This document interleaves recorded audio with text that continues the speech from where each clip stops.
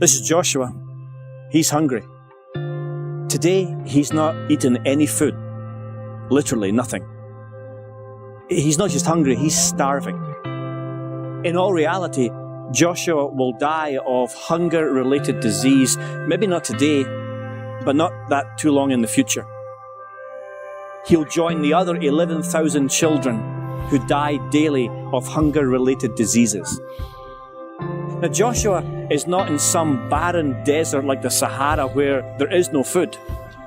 Literally, a 5-minute walk up this hill, there's a small supermarket where you can buy as much food as you really want or would need. Joshua's issue is that he's an orphan. His guardian neighbor is trying to raise her own 3 children by herself and then also look after Joshua and his little sister. But she has no job. How do you put food in? Hey guys, welcome to the Esteban Hour. Welcome. Today, we're focused on Africa, the continent of Africa. We just played a small clip for you just to get the beginning sense of what's going on in Africa. But before we get started, let's bring in our co-host, Miss Lady D. Hey, Lady D. Good evening. How are you? I'm well, and this is such an important topic because I think Africa is always forgotten about, so I'm glad we're discussing it. Absolutely. Welcome back. You've been out for a little while, so we're happy to have you back. Everybody's missed you. Thank you. You know, being mom. I hear you, which is a never-ending job. Never-ending job, yeah. But I'm happy to be here, so good evening, everyone. Okay. All right. So you saw the opening, right? Absolutely, yeah. In regards to what Africans are going through, what is your take on the hardships that Africa presents now, especially being that they've been going through this for quite some time now, for decades, maybe even centuries. I don't know. Well, they've definitely been going through it long before me and you've been alive. Let's put it to you that way. Right. And the problem is, Africa is such a beautiful continent, but it has been raped. And I say raped in a sense that it has been, abused and stolen from and manipulated. And we're not to get into the reasons of why, but on so many levels. By so many other countries. And it's at a point now where it can't even help itself in some way. I mean, it's really, really bad. It's bad. It's really bad. It's really bad. It's really bad. And it hurts your heart because, again, we get so much from Africa. And we still do. Yeah. Whether you believe it or not, so much still comes from Africa. And not to mention our ancestors, right? Well, again... we was brought here in boats, so let's not even go on that part, because that's another thing. So many people, it was kidnapped and brought to this country and other countries. So that's another topic you got to talk about. But I think at this day and age, first of all, my biggest problem is there's so much food in this world that no one should go hungry. That's right. That's the biggest problem that I have. That's right. That there is so much food. You can farm. If you have the right soil, you get one onion and you farm it. You get a seed from a pepper and you put those seeds in the earth and you can grow peppers. So there's really no reason why anyone, child or adult, should be starving. And it's all based on that damn almighty dollar, or whatever you call it, where you're from, pesos, whatever, dinerai, whatever, it doesn't make a difference. And that's the unfortunate part, right? Because if you don't have it, you can't eat. But everything comes from the earth, and everything is created by God's hand, So for no one to be able to eat is a problem. It's discerning. It's a big problem. Some may say, well, hey, we're supposed to be the richest country in the world, and we're going through that same problem. There's still thousands, if not millions, of Americans who are starving every day. But this is about Africa, right? This is about Africa in a sense of, yes, we are the richest country in the world, but, and God forgive me for saying this, but one of the stupidest countries in the world, if I could be quite honest, because nobody in our country should be starving. The reason why people are starving is because there's the rich and the poor in our country, okay? There's the rich and the poor in every country. True, there is, but I say that to say, I'm talking specifically here. No one should be starving, and the reason why they're starving is because the rich, that 1%, right, who is making millions off of the backs of others, don't see the need to share. Nobody should be starving in our country. Do you know that these fast food restaurants at night, and I remember growing up, I used to have a job in KFC. They throw the food away. Yeah. Because they can't give it to a person next day. Right. Do you understand? You remember growing up, if you're working, I don't know if they still do it now. I'm probably sure that they do. Of course they do.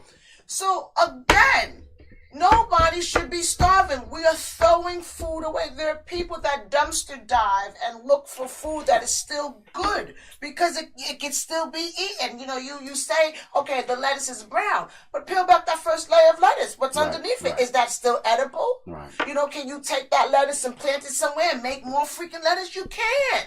All right. So let's bring it to Africa. Yes.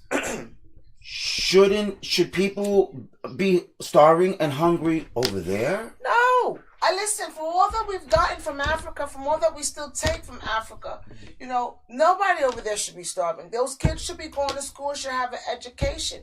You know, the question becomes, what is the African government doing? Close out whatever bargains or treaties you have going on. If ain't no country going to help you, then you got to help yourself. Don't bargain or barter with nobody. You have everything you need there. Don't give it away. You know, Africa, the continent of Africa, is still known to be one of the richest. It still is. So what is it that people are going after? Whatever it is that people are coming to your country or to your continent going after, close that. Stop giving it away. Right. Stop. That was my next question. What are they doing wrong? What is being done that is incorrect for the reasons that Africans are still hungry and dying? Well, the government obviously isn't doing anything. The government, you can't, listen, and this is why man shouldn't be ruling there, because, you know, I don't know whose pockets are getting lined down there, but again. The entire government's pockets and their family members and their children and their grandchildren. You know, when you saw that video, the fact that you're telling me the boy can go down the street and there's food. Is that not ridiculous? Is that not ridiculous? There's a marketplace down the block, but he can't. But he can't eat because he can't afford those fruits and vegetables that grow or for tree that God created. And you saw an abundance of it in the video. But that's my point. It's the fruits and vegetables don't belong to man because it comes off a plant. Okay, you know, these things are grown in soil and dirt, whether it comes from the tree or whether it don't belong to you. Okay, so why should we tell someone you can't have it? I can have all the potatoes I want if I put in some dirt and I wait for the sun to make it grow. I mean, what type of crap is that? Right. It's just upsetting. And listen, I get that, you know, money is the root of all evil and money rules all things.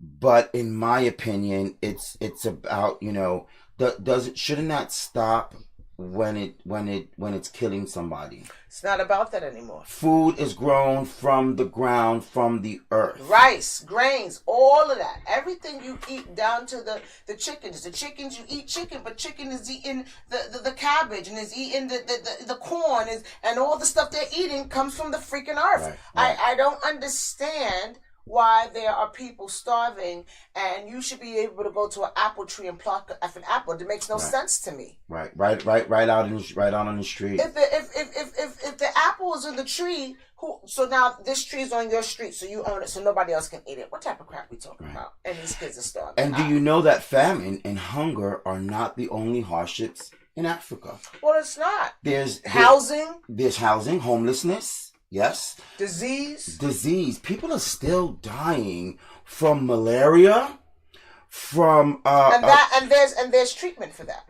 Yes. There's treatments for that. Yes, I have a story about that. I have a friend whose sister died a couple of months ago from malaria. She caught malaria, and you know how they catch it through mosquito bites. Mosquito bites. Mm-hmm. And She didn't get the care that she needed in time. He took his sister to the hospital, and they saw what she had and what she needed, but they said it was going to cost about $150 in U.S. money to provide the medication for her, and he was unable to get that money in time. He finally got to me, and I sent him the money. But she still passed. And it was too late. She passed the day after I sent the money. Oh, that has to hurt. The day that it did, the day I sent the money, they immediately, maybe about 36 hours before she passed, they were told I was going to send the money. And so they started the treatment at that point. And then 12 hours later, I sent the money. And then 24 hours after that, she passed. How old was she? She was 17. And his only sister. Barely started living. Yes. And then, because he was devastated, I didn't know what to say. How do you say? What can you say? $150. Your life is not even worth $150. I then had to send more money for him to bury her, because I felt bad. To bury down there? It was about $350 that I sent. Well, that was very kind of you. You know. But that's just one person, and thousands of Africans are going through that every day. It's even said that tens of thousands are dying.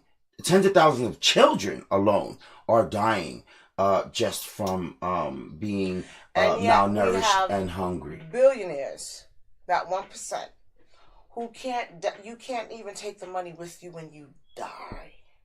Yeah. And nobody sees the need to go out there and get fresh water or go out there and get medicine. And don't get me wrong, I get that we're helping Ukraine and I get that we're doing this and that.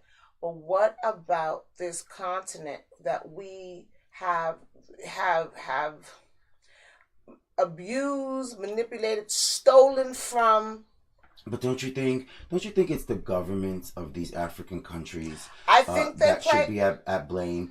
I think they should be at blame, but that doesn't mean that philanthropy. That doesn't mean that people still can't give, because at this point, if the government's not doing what they need to do, first of all, they need to be held accountable. They need to be held accountable. Yeah.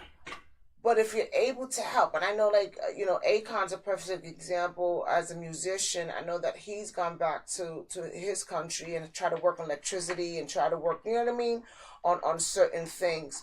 And if you notice, you don't really hear him singing that much, where he's mostly spending his time trying to help develop schools and stuff like that. Right. Oprah had put a school out there, the girls, I couldn't remember, but I think she had did something out there. Yeah, but you can't just do it and go. Like, you have to, plant the seed, but water the seed. Right. You know what I mean? To see it prosper. Because again, and if you look at some of the videos, they're living in squalor, they're living in filth. How are those kids developing mentally? What's really happening to? So now you're not even being nourished, no nourishment, no vitamins. You're deteriorating. Well, you're basically dying. It's being said in the short little clip that we played at the beginning. Some of these families, after paying for rent and food or whatever they can afford, there's no money left to afford school. So they cannot go to school. And do you know how much in some of these countries it costs to go to school? 50 cents. That's disgusting. 50 cents. And they can't even afford that. We're going to interview someone who presently lives in the country of Nigeria. Okay. And he's going to share with us firsthand what he's has observed and what he's going through there, along with his neighbors and friends. There's terrorism going on. There's people killing each other. I've seen a couple there are gangs. articles on it. Yeah. I mean, his body's in the street for crying out loud. And in fact, Nigeria has been facing some economic issues of their own. They've been having this Naira issue with their currency, trying to, I don't know, inflate or deflate their currency. He's going to share a little bit of what's been going on down there. Okay. Banks don't have any money. Banks have not Banks allowed. never really ever had money, have they? They lend. But I mean, Really? in this case, it's Banks really never really have money. Don't be fooled. in this case, it's crazy because they have not allowed anyone to take out any of their money in lower denominations of $100. So if you only have $40 to your name and that's it, and you're hungry and you need it, you cannot get it. I don't know if it's still going on today. He'll let us know. But I know like a month, 2 months ago, they were not allowing anyone to take any money. Here's his story. All right, let's try to get him on the phone. Now again, his name is Kelvin. And okay. He's from the country of Nigeria. And he's going to share with us a little of his experiences that are going on with him even as we speak. Okay. Hey, Calvin, are you there? How you doing? Can you hear me?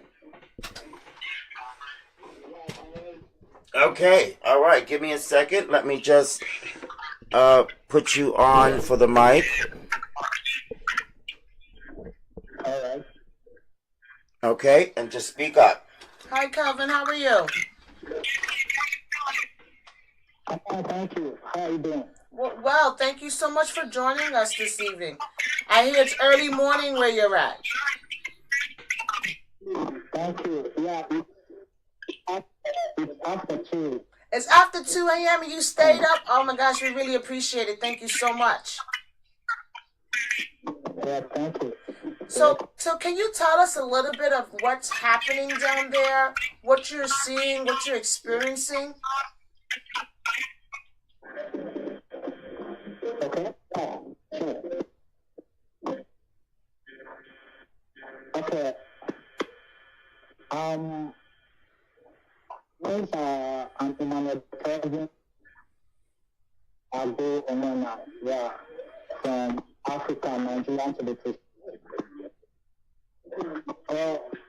Over here in my town, things have been happening up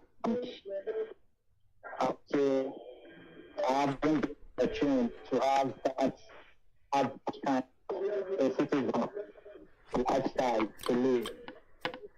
Because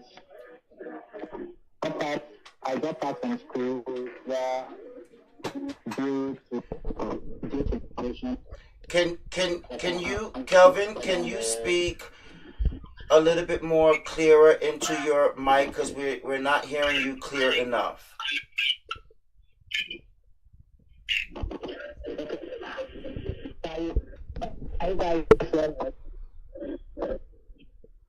Okay. Go ahead. Try again, Calvin.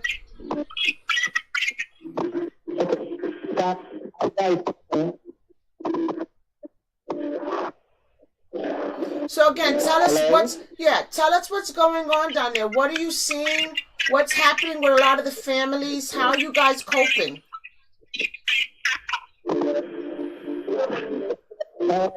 I would like to say a lot has been happening for the past previous. A lot has happened. Okay. Yeah, due to the agitation for it to become a country on its own, comprised of the Eastern and only the coast. Mm-hmm. Yeah, so it's not that too many indigenous people they have the leader name and the canon. Okay. Hello? Yes, can you hear us? Hello? Can you hear us, Calvin? Yeah, hello. Can you hear us? I Yeah, can you hear me? Okay, we're here. I think we lost him. Hello. Hello? I got disconnected. Yeah,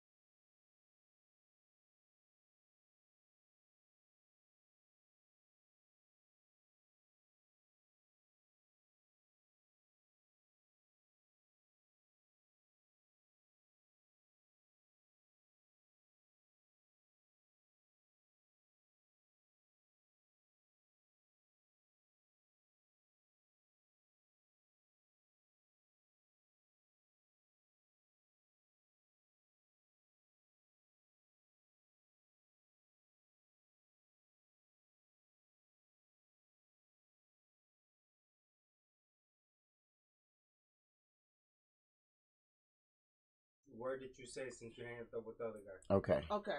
Well, that's good to know. Yeah. Well, this is a rather interesting night now, is it? A very, very interesting. Remember that commercial? After these messages, we'll be right back. Audio is back. Okay. Audio is back. Sorry, guys. We lost the audio as soon as we disconnected with Mr. Kelvin from And understand we Nigeria. were speaking with him from Nigeria, so Yeah. Yeah. that was a real long distance call. And about 2:30, 3 o'clock in the morning I over know there. he stayed up. Oh wow, that was so sweet of him. But you were in the middle. We were just discussing of what you didn't hear.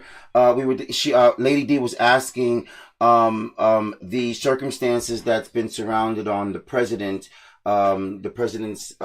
election. So now, but and that's the question, right? And it would have been nice to find out from him. But my thoughts was the president and the general went up against each other.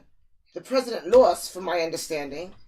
And the general stands for what? Are those the people in the street with the guns? Because if that's the case, then you're terrorists. And what are you doing for the people? Like, right. I don't get what the plan was to overthrow. Because we lost the signal with him. I know. I am going to bring him back. Yeah. And I'm going to interview him on a pre-recorded basis, one-on-one, and then I will share it with you guys, and I'll get all of these answers. It's interesting, right? Like Absolutely. And then the other part, like I was saying, from what I've seen thus far, and I can only go by the news that is sent to us and that we watch here. There's a lot of people, you saw dead bodies in the street. So when do those people get an honorable burial? What happens to those family members?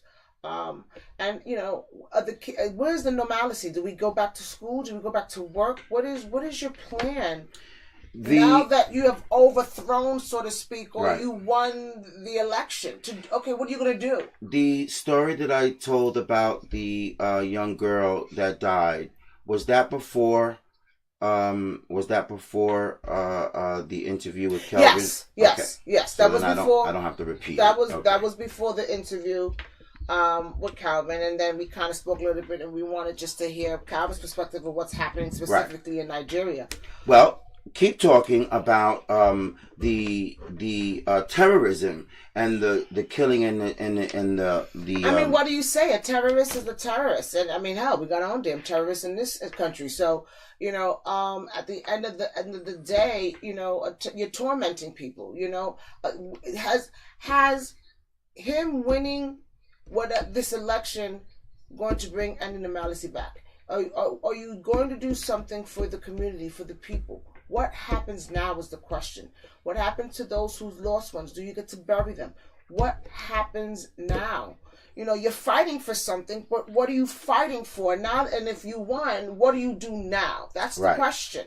Do you still stand there and take up arms with gun while women are suffering, children are suffering, families, men suffering, men losing their lives and holding up guns, standing at the window at night? I mean, what is the freaking plan?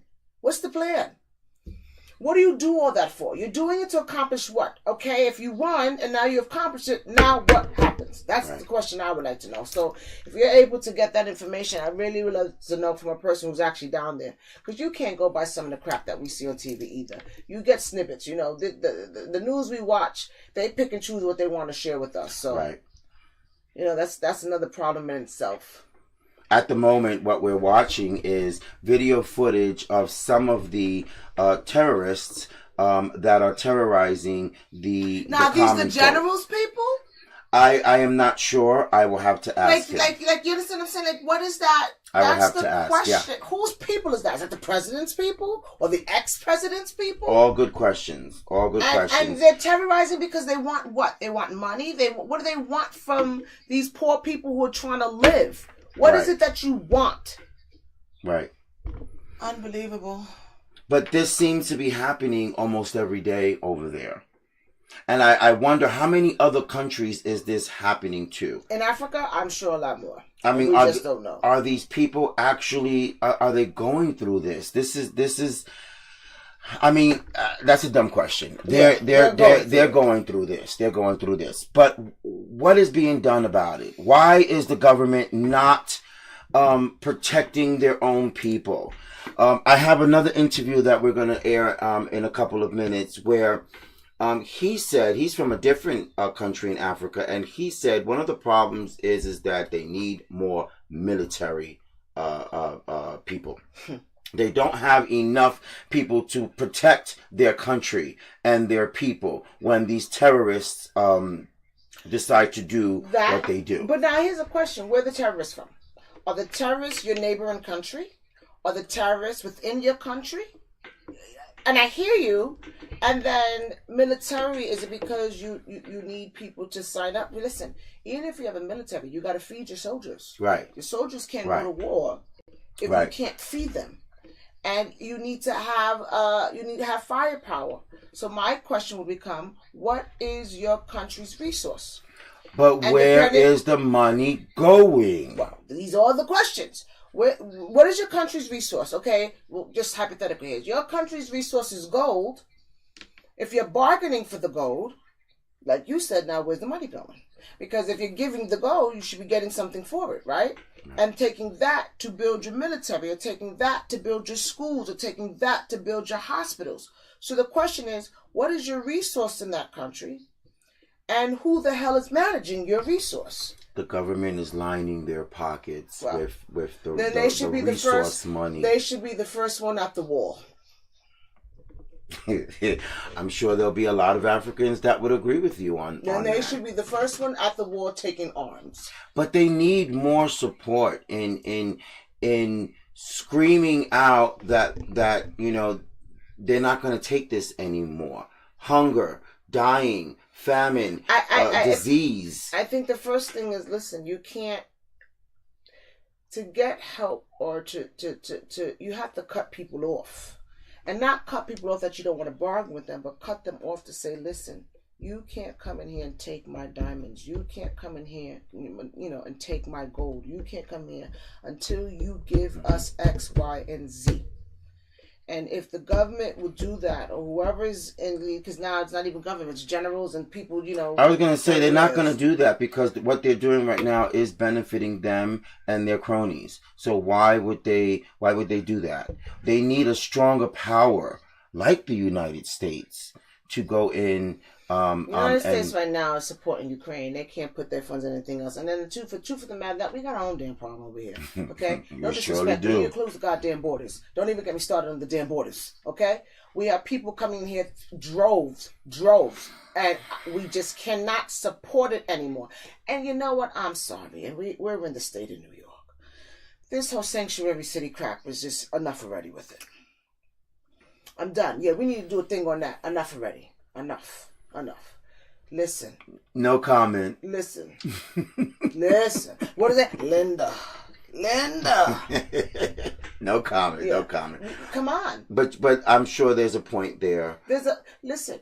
One of the things that governor did by start shipping people up here, which shed some real light on what's happening. You kind of understand why Texas is doing what they're doing. Yeah. You can't keep taking them in by the droves. You just can't. Yeah. By the thousands. You can't. They can't afford you that. You can't. And in somewhat sense, and we know why he did it. He used these poor people as pawns, and I'm not saying what he did was right, but the message is clear.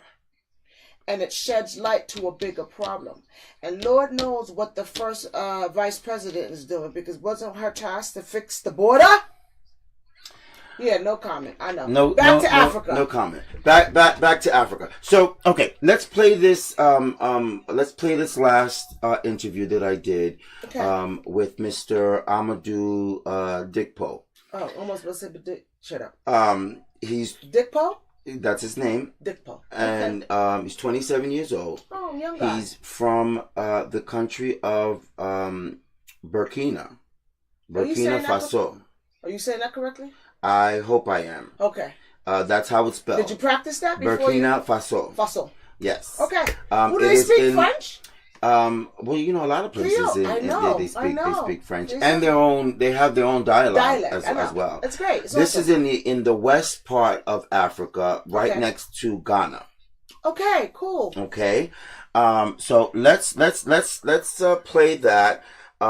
This is a couple of minutes interview between him and I, and he speaks about everything that we talked about, but directly from his country. So we just saw footage from Nigeria and spoke to someone from Nigeria. Now we're in the west part of Africa. Okay. So take a look at this.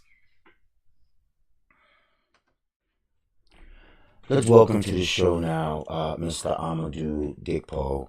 He's a 27-year-old who comes from the country of Burkina Faso.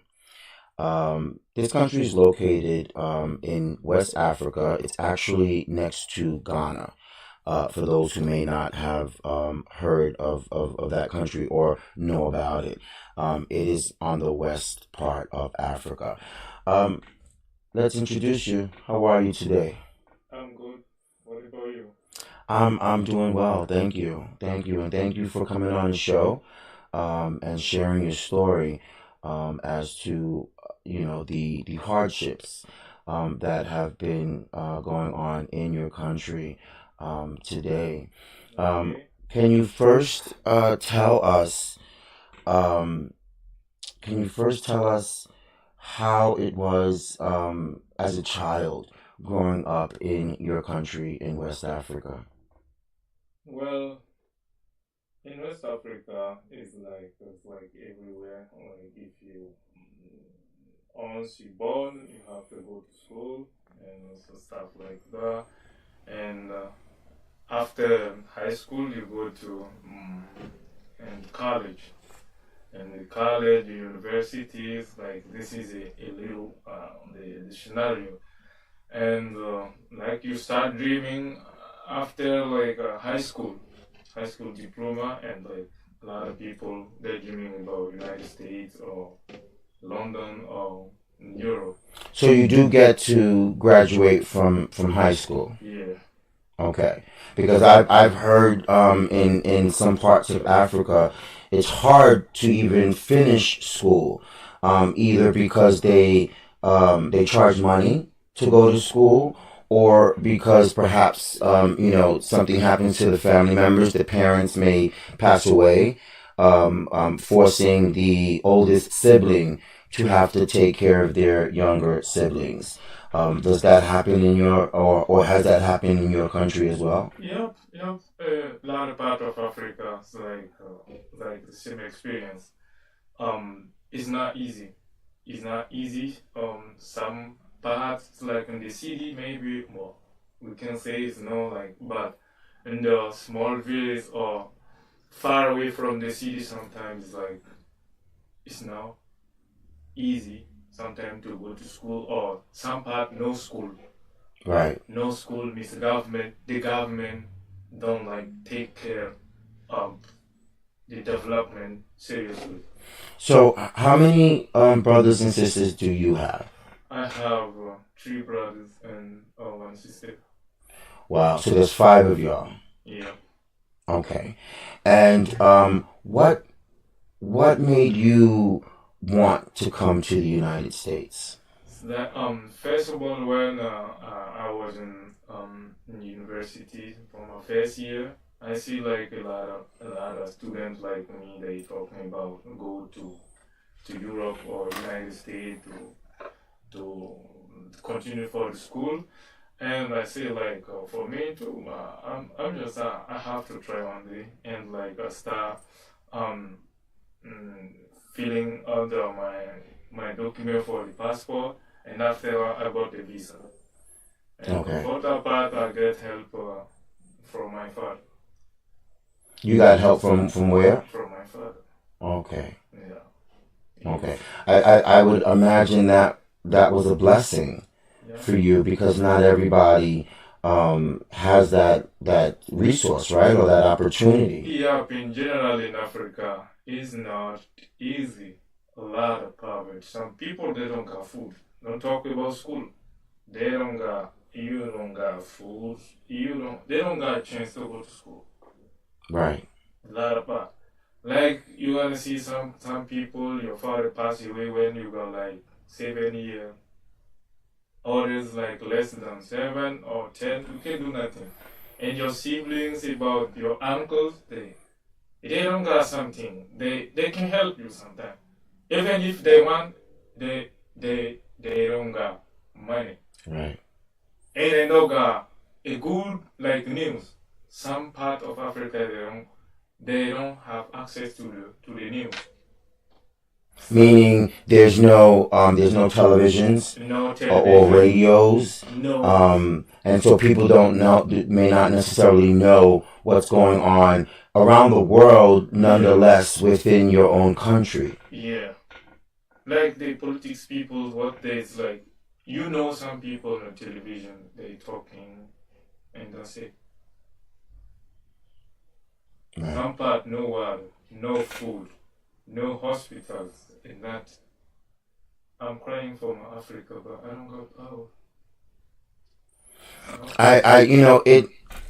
It hurts when we hear these kind of stories, because we hear them all the time. And these are the same stories we've heard 20, 30 years ago. Yeah. So it's The all, government corrupt, misgovernance, it's a lot of things. They don't care about people. Still stealing money. And right now, a new thing they put in Africa is like terrorism. Terrorism. People they come, they say they don't want to see, like they give you 3 days. Everybody how to leave. If they come 3 days, they kill all of you. They wait, say that again? If they do what? They come, the terrorists like Al Qaeda, Right. Boko Haram.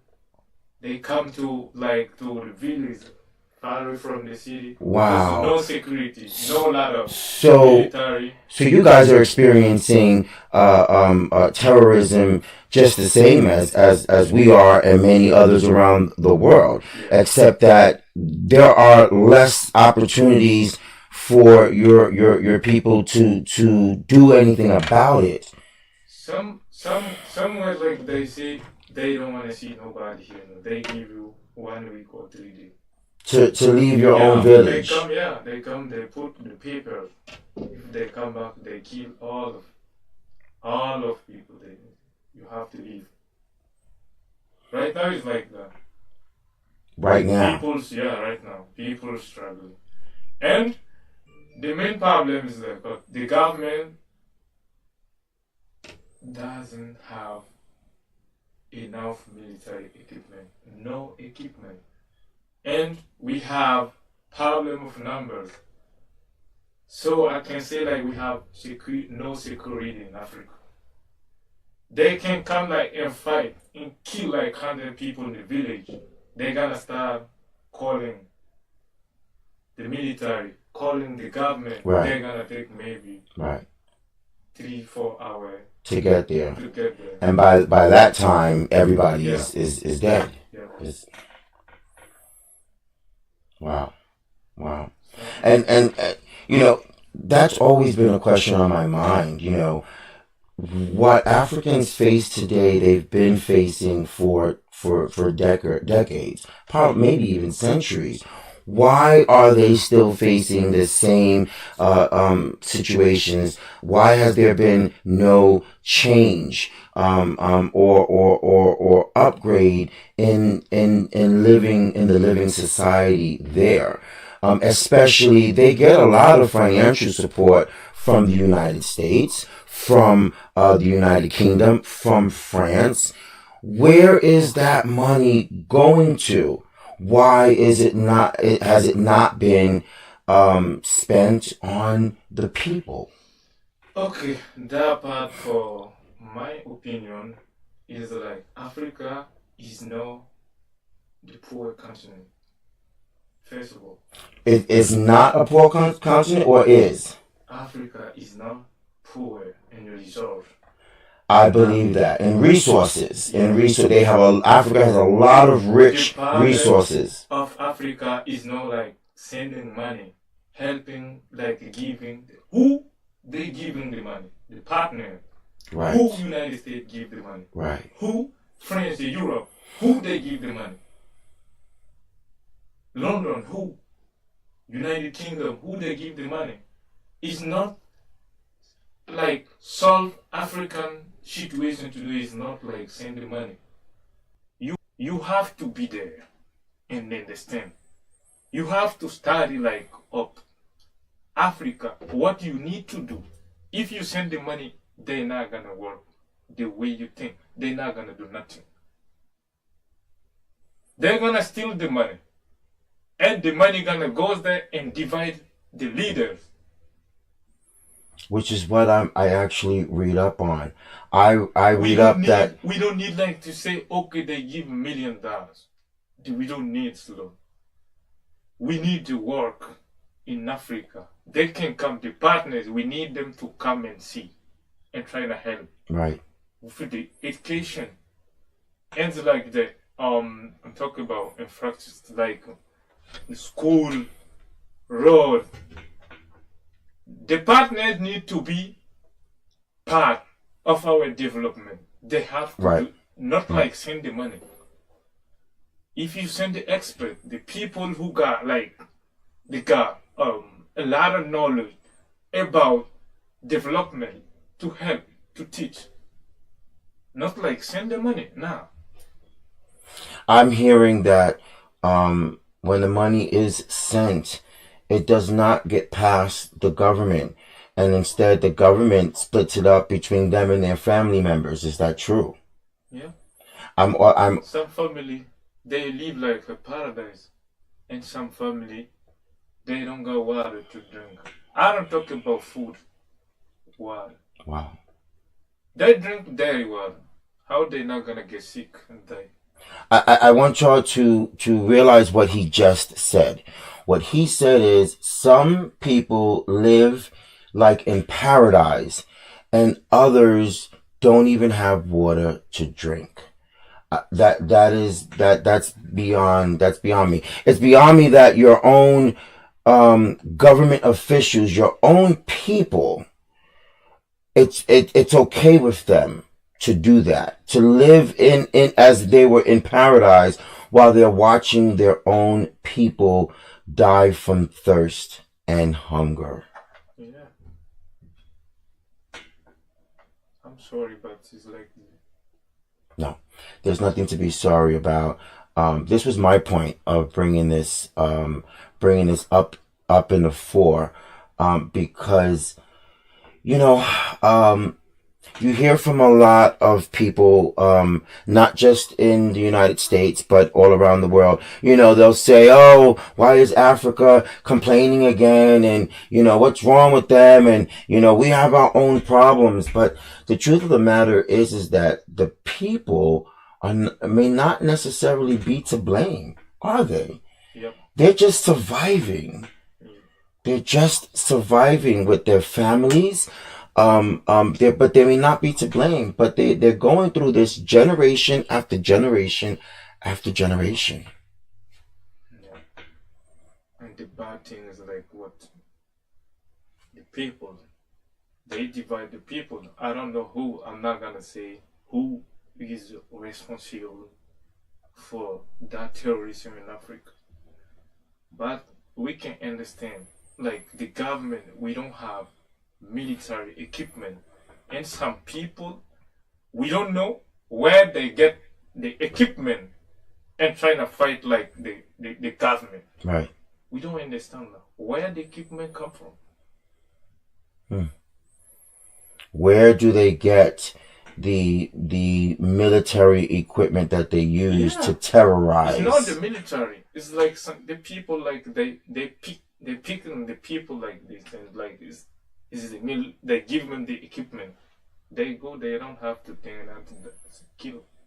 Could it be sort of like an underground movement? Like here in the United States, they sell guns legally, but everyone who has a gun did not get that gun in a legal manner, in a legal way. Yeah, they went through the black market, or a friend sold it to them, or they went online. Could it be something similar to that, of how people have gotten their hands on these weapons and use it to terrorize the other citizens? It's like this. Yeah. Wow.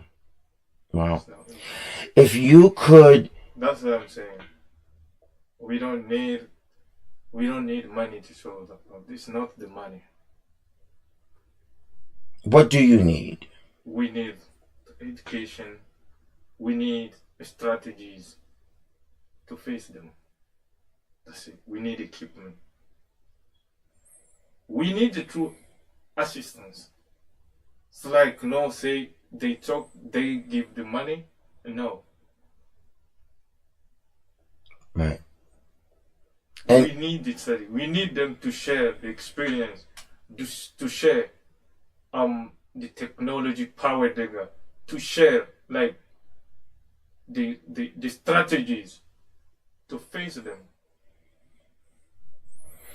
So what do we need is like not like help Africa, and Africa can like see we always decade ago we still in need, we still need help from United States, from Europe, from this is not fair. But do you think it's not only that you still need help or more help, but do you not think that the help that you have been getting needs to be revamped? It needs to be reallocated, or supervised. Yeah. So that supervised, right? So that it's going in the right direction that will help the right people. And about like trading Africa, we got a lot of things.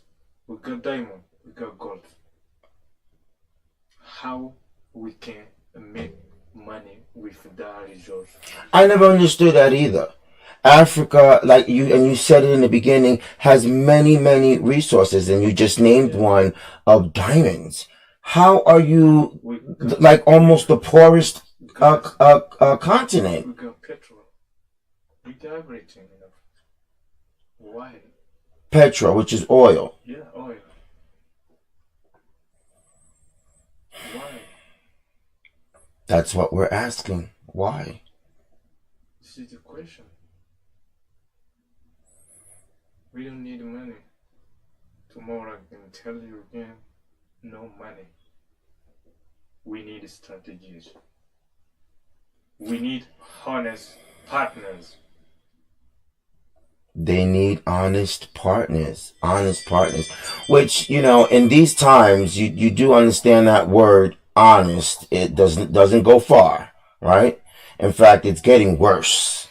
You see what we're going through here in the United States, right? Honesty is like, the word has been thrown in the toilet, but you need honest people. I understand. It's like true relationship. Relation just like to down Africa forever now. Right. I tell a lot of my friends and a lot of people I speak to, who come from different countries in Africa, that we do care. It may seem like, the United States doesn't, and, because we're going through so many problems of our own. But there are those here, we do care. There are still charity organizations. There are still donation agencies that accept donations, and we try to do the best that we can with various charitable foundations for Africa. It may not be enough, but it's a start. And I call out to anyone out there who understands or wants to have an understanding of the African continent, and the people that live there and what they're going through, that are just like us. They just need help. They need support. They need an opportunity. And that can come in so many ways. Now, Amadou, if you could speak directly to your government or any of the governmental powers that be within the continent of Africa, what would you say? What would you say to them? To my government? Yes. For me, it's like they have to change the way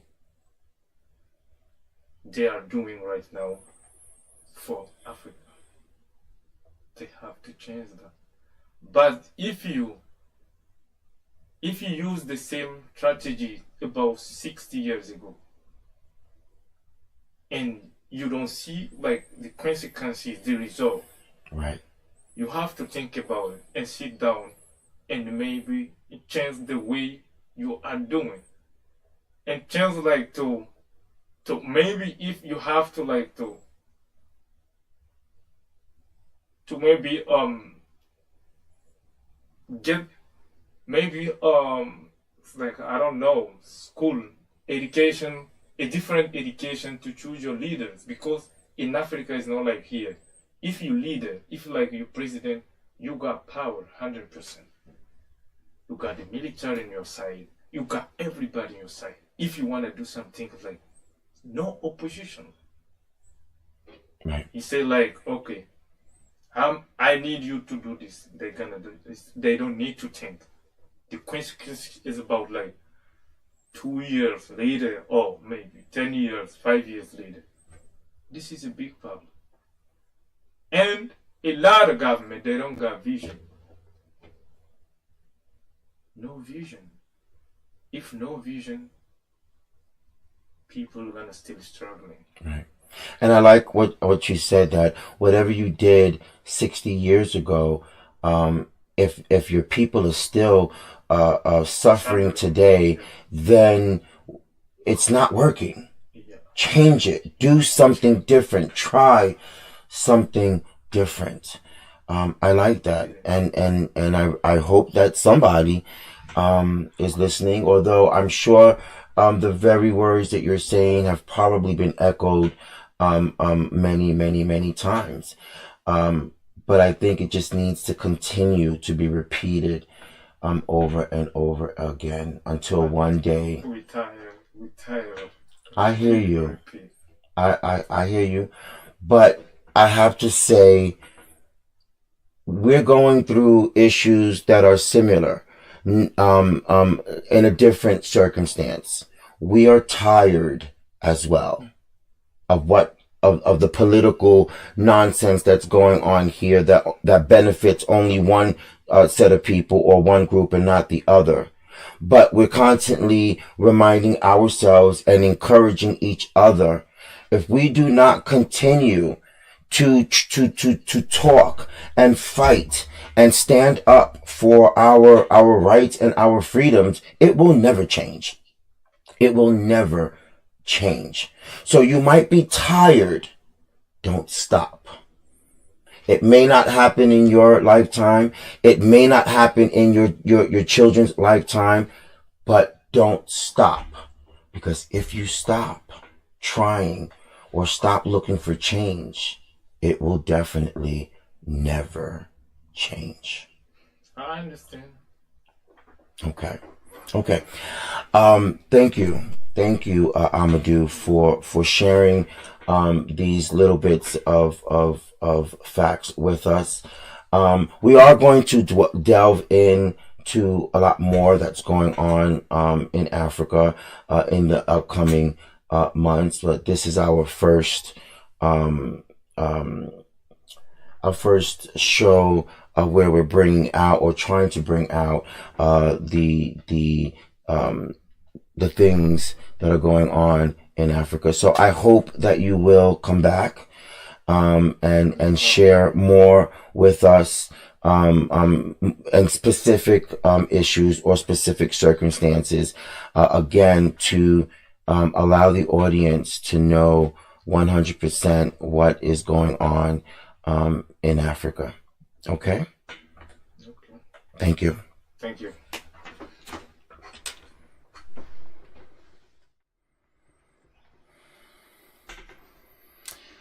That was a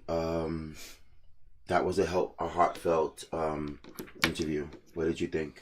Oh, I definitely agree. He expressed himself very well, and he really shed light on what he felt would really be helpful. I think a big takeaway was him saying that they can't protect themselves.